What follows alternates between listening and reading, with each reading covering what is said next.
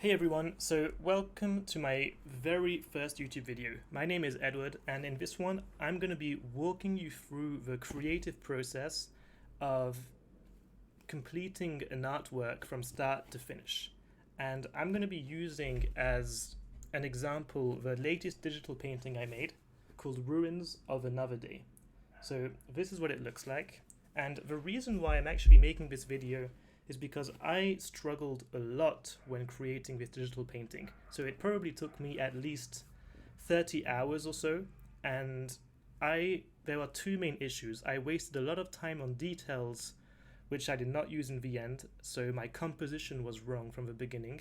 And secondly, I felt extremely uninspired and was not enjoying the process of making it.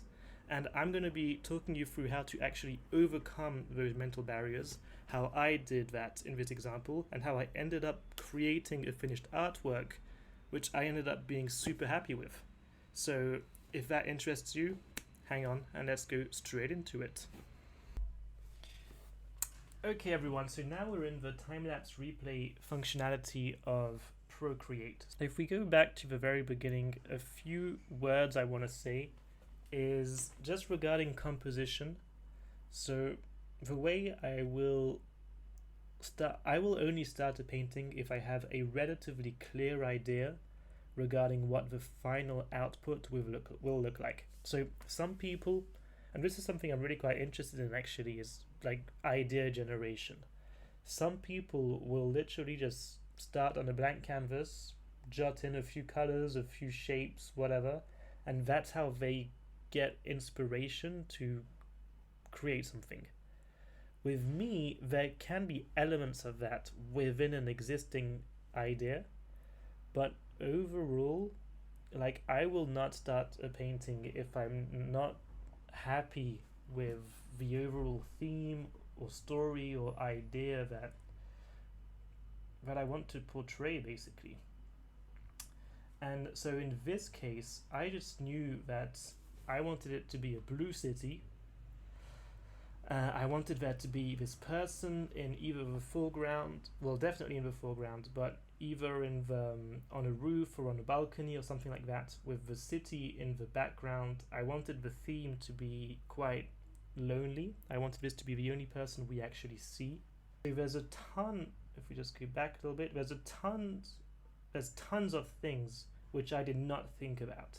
So the perspective is one thing I had to figure out on the moment, like the angles, the architecture of the city. Like for now you see they're just blocks.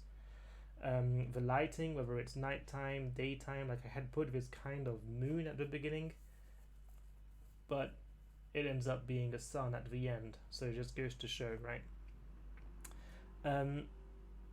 So this part is actually quite interesting, because here is when I start messing with perspective. And on Procreate, there's basically what I figured out is you can either use the perspective lines as an option, which kind of does them for you, or what I ended up doing mostly is creating my own lines on a separate layer and using that basically. So I just want to do a little parenthesis right here. When in the painting I started doing this whole thing with perspective. Now, one thing I want to make very clear is I'm someone who self-taught myself all these things. And so one of the most important things I learnt is do not be scared of learning while you're doing.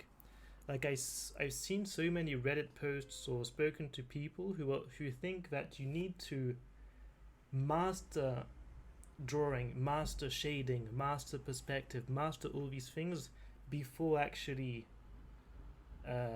painting your own idea.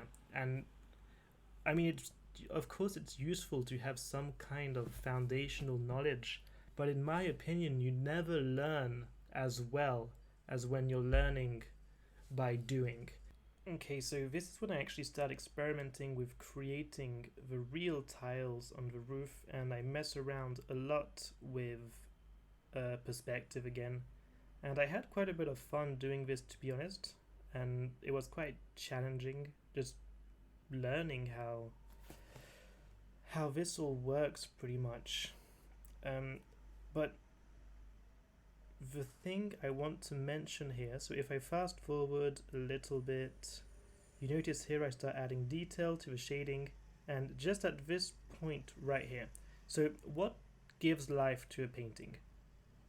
Probably the most important thing which you need to give life to a painting is adding contrast, shading, but really adding contrast is huge.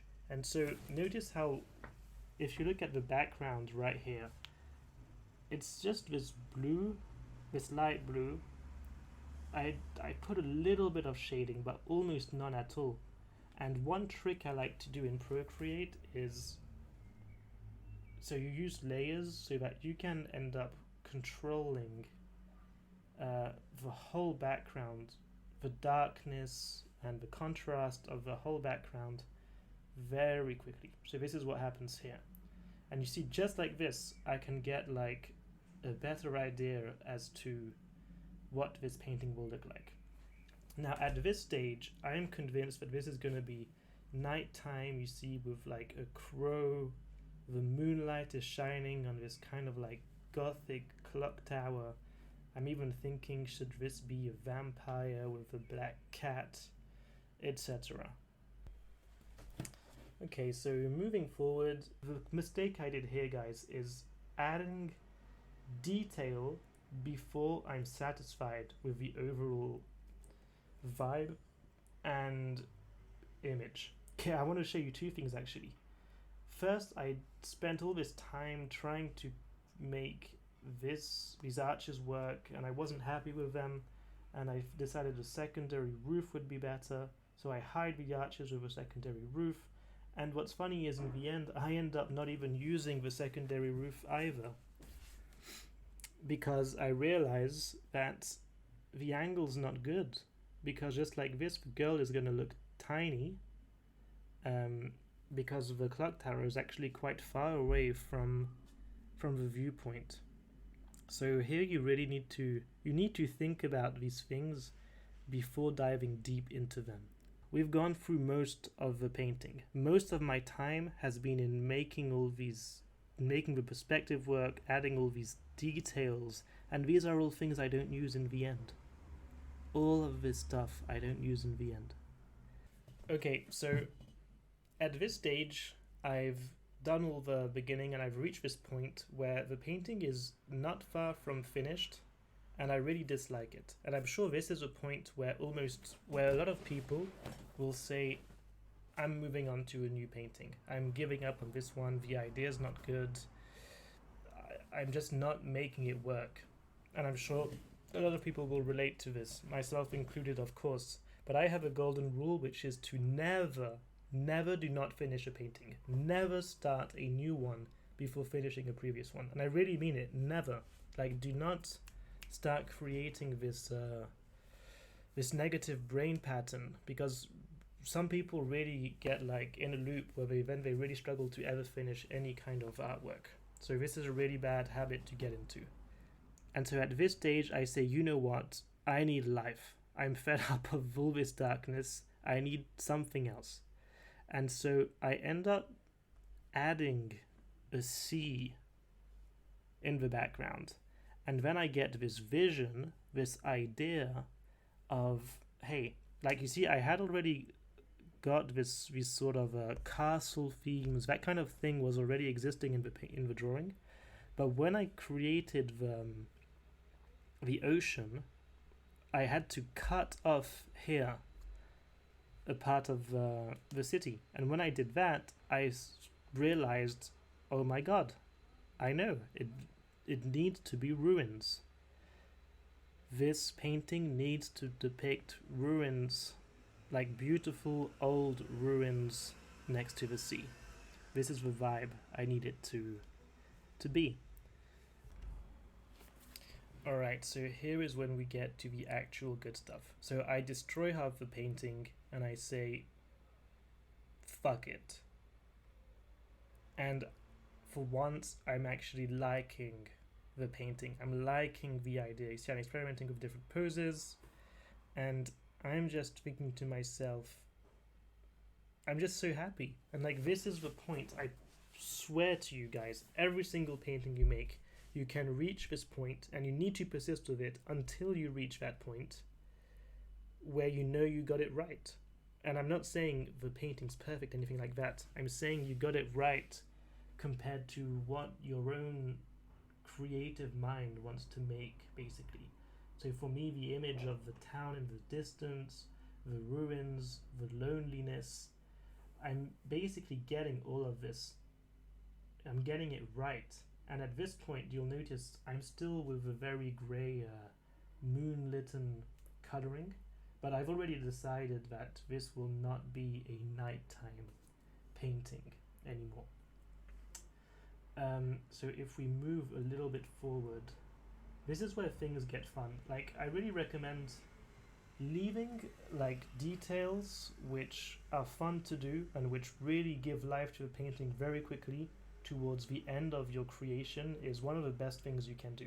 Like, I've done most of the background, and now I start messing around with the water, and I love doing this stuff because it's actually, you very quickly you see huge results. And then I start messing around with the clouds, which again is something which is just so much fun. Clouds give so much life to a drawing. They will completely change. They can completely change a drawing. So I always tend to leave these things to the end. Like the things which give life to the drawing, shading, colors, and that's really it. Shading, colors, contrast. And of course, wait, I'm just going to go back because this is what happens here is quite important. But clouds and sea and the sky, like these things will completely direct what kind of a painting, the mood, right? So be very cognizant about choosing the right mood through what kind of clouds you're going to do, what the sky is going to look like, the color, etc. Now if I move forward a little bit, here I start experimenting with the colors. Again, this is why I love Procreate, because I've already decided this is not going to be the moon over here, but it's going to be the sunset. And these colors were very desaturated at first, and so I need to amp up the saturation, and I get this beautiful blue, and within this blue I then modify I add red and yellow in the clouds, and like you see, like this is when you know you're succeeding your painting. Then the ideas come naturally. I start thinking of the little birds. You see, I start thinking of adding sand. I start thinking of adding the little birds in the painting, which give a nice little effect of distance, of loneliness, of poetry. And as always, guys, the first thing you see in the painting should be the last thing you complete. So the girl and the cat, the shading. What I find, like, one of the main messages I'm really trying to get across here is these last few details I'm making completely transform the painting from it's extremely dull to it has a lot of life. This is what I was saying about contrast, shading does everything. If we just look, compare here, we're towards the end, guys. Like, all this stuff, I did it super quickly in like 2 hours at the end, and the whole thing took me 30 hours. Imagine that. Compare this stage we're in to the end. It's so completely different. Like, do not give up on your painting, guys. Just because you have a painting which looks like this, which, you know, it doesn't necessarily look bad, but I just was not liking it. It's so dull, there's no life. I knew I needed to change the form. I changed the form, I had the spark, I had the idea, and then at this point I know I'm just loving the process because I know that it's gonna look good in the end. And this is the stage, the mental process which every painting should lead you to. And if you're not feeling that vibe, then, well, you need to persist. You need to change something within your painting to make you get that vibe. And maybe take a break, take a day off, take a few days off. Let your mind wander a little bit, get a new perspective on it. And this is how you make art pieces you can be proud of.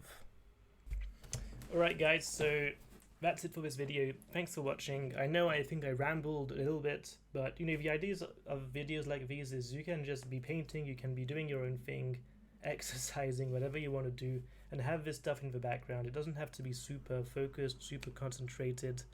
And I promise you that I'll continue making videos like this. Do let me know if you enjoyed it, if you have advice, and if you want to see more of them. But I like the idea of making these process videos. Alright, thanks guys, and see you next time. Bye bye.